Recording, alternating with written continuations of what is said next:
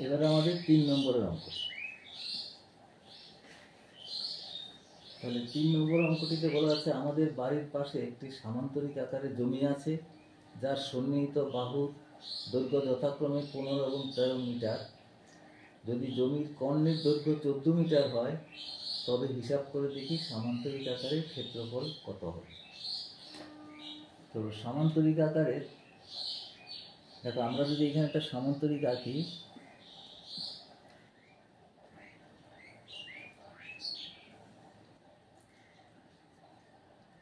এ B C D করে একটা সামান্তরিক লিখে নিলাম, এ বি সি ডি। তাহলে বাহুর দৈর্ঘ্য বলা আছে, সন্নিহিত বাহুর দৈর্ঘ্য বলা আছে 13 মিটার এবং 15 মিটার। না, কি বলা আছে? সেন্টিমিটার, মিটার বলা আছে, 13 মিটার এবং 15 মিটার। আর কর্ণের দৈর্ঘ্য বলা আছে 14 মিটার। একটা কর্ণ ধরে নিচ্ছি, এটা 14 মিটার। তাহলে তার ক্ষেত্রফল নির্ণয় করতে হবে। তাহলে এ বি সি ডি সামান্তরিকের আমরা ধরে নিচ্ছি A B C D সামান্তরিকের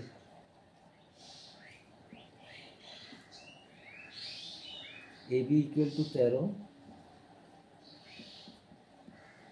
metre,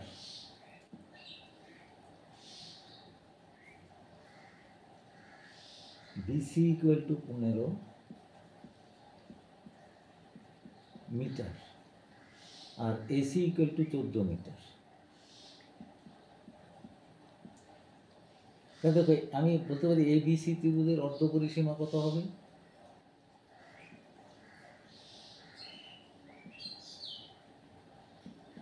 অর্ধ পরিসীমা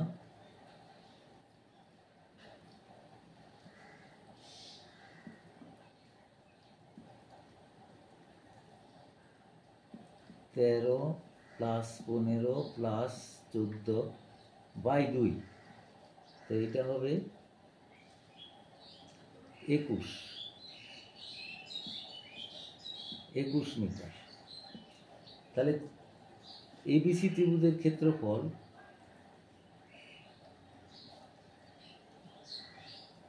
এবিসি এর ক্ষেত্রফল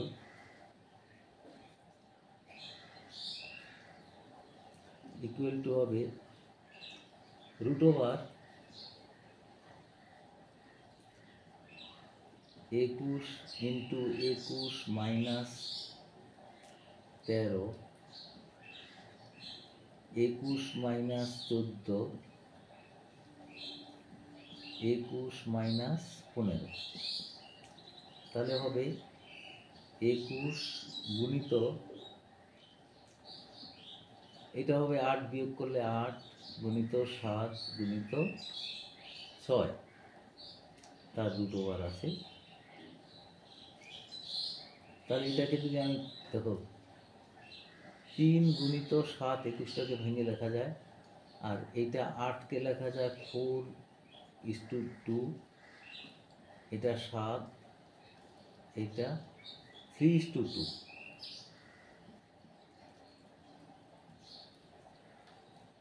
আচ্ছা, এটা দেখো দুটো 3 আছে 3 স্কোয়ার, 7 স্কোয়ার, দুটো 2 আছে 2 স্কোয়ার, আর একটা 4 আছে, এই 4টাকে ভাঙলে 2 স্কোয়ার। তাহলে এটা হবে, বর্গমূল করলে হবে 3 গুণিত 7 গুণিত 2 গুণিত 2, তাহলে এটা হবে 3 7 21, 84 বর্গ মিটার।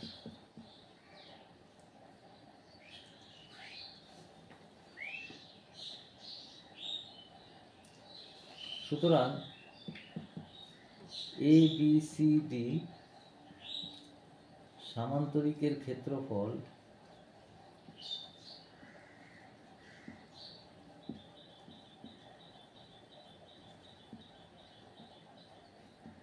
দেখো 2 ইন্টু √, এই ত্রিভুজ ABC,